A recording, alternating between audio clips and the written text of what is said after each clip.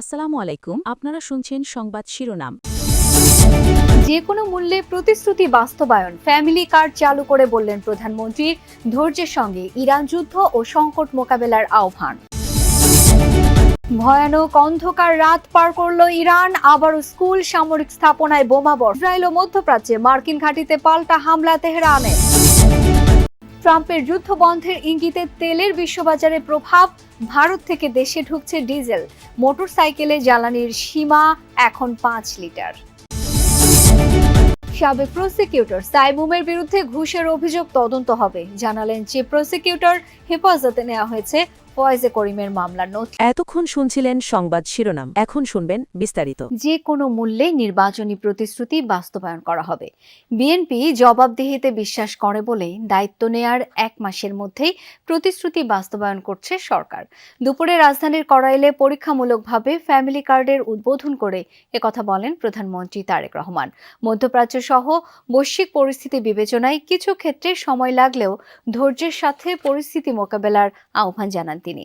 5 বছরের মধ্যে 4 কোটি পরিবারকে ফ্যামিলি কার্ডের আওতায় আনার প্রতিশ্রুতি পুনর্ব্যক্ত করেন তারেক রহমান। সাধারণের কাছে এই সাধারণ মানুষগুলো ভোটেই নির্বাচিত প্রধানমন্ত্রী ছুটে ছুটে আসলেন, হাত নেড়ে শুভেচ্ছা জানিয়ে হাস্যোজ্জ্বল মুখে যেন হতদরিদ্র মুখগুলোর সামনে সেই প্রতিশ্রুতি পূরণের সাহস। প্রাথমিকভাবে দেশের 13টি জেলার 15টি ওয়ার্ডের প্রায় 37,567 জনের হাতে এই ফ্যামিলি কার্ড সেবা পৌঁছানোর উদ্বোধন করলেন তিনি। নিজ সংসদীয় এলাকার করাইল বস্তি সংলগ্ন টিএনটি খেলার মাঠে করাইল, সাততলা ও ভাসানটেক 3 বস্তির 15,000 সুবিধাভোগীর মধ্যে 17 নারীর হাতে ফ্যামিলি কার্ড তুলে দেন। ফ্যামিলি কার্ড, যেটি কেবল একটি কার্ড নয় কিংবা 2,500 থেকে 3,000 টাকার আর্থিক নিশ্চয়তা নয়, বরং দরিদ্র পরিবারের গৃহকর্ত্রীকে ক্ষমতায়ন নিশ্চিত করার মধ্য দিয়ে স্বাবলম্বী করে তোলার এক অনন্য উদ্যোগও বটে। বিএনপি চেয়ারম্যান তারেক রহমান নির্বাচন পূর্ব সময়ে দেশের পথে প্রান্তরে সেই উদ্যোগের কথাই প্রতিশ্রুতি আকারে তুলে ধরেছিলেন। নির্বাচনী ইশতেহারেও উল্লেখ ছিল তা। ক্ষমতা গ্রহণের পর প্রধানমন্ত্রী তারেক রহমান তা দ্রুত সময়ে বাস্তবায়নের রূপ দিলেন। গভর্নমেন্ট টু পারসন G2P পদ্ধতিতে দেশজুড়ে ফ্যামিলি কার্ড প্রাপ্তদের হাতে মোবাইল ব্যাংকিংয়ের মাধ্যমে 2,500 টাকার অর্থ সহায়তা দেওয়ার উদ্বোধনও করেন প্রধানমন্ত্রী তারেক রহমান। বক্তব্যে ফ্যামিলি কার্ড বিতরণের মাধ্যমে দেশের নারী সমাজকে অর্থনৈতিকভাবে স্বাবলম্বী করার অঙ্গীকার করেন প্রধানমন্ত্রী। বলেন, নারীর অর্থনৈতিক ক্ষমতায়ন ছাড়া দেশের প্রকৃত উন্নয়ন সম্ভব নয়। বর্তমান সরকার গঠনের আগেই পরিকল্পনা গ্রহণ করেছে কিভাবে নারীদেরকে আমরা ক্ষমতায়ন করব, অর্থনৈতিকভাবে সচ্ছল করে গড়ে তুলব, এবং তারই অংশ হিসাবে আজকে এই ফ্যামিলি কার্ড আমরা সমগ্র বাংলাদেশে পর্যায়ক্রমিকভাবে ইন্ট্রোডিউস শুরু। যুদ্ধ শুরুর পর সবচেয়ে ভয়াবহ রাতগুলোর একটি পার করল ইরান। সোমবার রাজধানী তেহরানের বিভিন্ন এলাকায় রাতভর শোনা গেছে একের পর এক বিকট বিস্ফোরণের আওয়াজ। মঙ্গলবারও ইরান জুড়ে অব্যাহত যুক্তরাষ্ট্র ইসরায়েলের যৌথ হামলা। দাবি, টার্গেট করা হয়েছে নতুন নতুন মিসাইল, ড্রোন লঞ্চার ও বিভিন্ন সামরিক স্থাপনাকে। আরও একটি স্কুল সহ বিভিন্ন বেসামরিক স্থাপনায় বোমা বর্ষণের অভিযোগ তুলেছে তেহরান। 10 দিন পেরিয়ে 11তম দিনে গড়িয়েছে যুক্তরাষ্ট্র ইসরায়েলের সাথে ইরানের যুদ্ধ। সময়ের সাথে সাথে ইরান জুড়ে হামলার মাত্রা আরও বাড়িয়েই চলেছে যৌথ বাহিনী। সোমবার রাতভর তেহরান জুড়ে চলেছে অনবরত বোমাবর্ষণ। মঙ্গলবারও বিরামহীন হামলা অব্যাহত রেখেছে আইডিএফ ও মার্কিন বাহিনী। দুদেশেরই দাবি, তাদের লক্ষ্য ইরানের বিভিন্ন সামরিক স্থাপনা।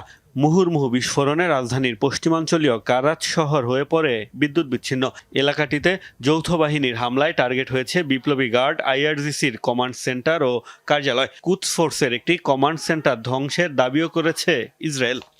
ইস্পাহানে টার্গেট হয়েছে মিসাইল তৈরির কারখানা ও আকাশ প্রতিরক্ষা ব্যবস্থা। সিরাজ শহরেও আক্রান্ত হয়েছে সামরিক স্থাপনা। নাজারাবাদ, আন্দিশে ও শাহরিয়ারে হামলার শিকার হয়েছে বাসিস ফোর্স ও বিপ্লবী গার্ডের ঘাঁটি। আহভাস ও সিস্তান বালুচিস্তানেও পাওয়া গেছে বিস্ফোরণের আওয়াজ। ওয়াশিংটন জানিয়েছে, গত 10 দিনে ইরানের 5,000 স্থাপনায় হামলা চালিয়েছে তারা।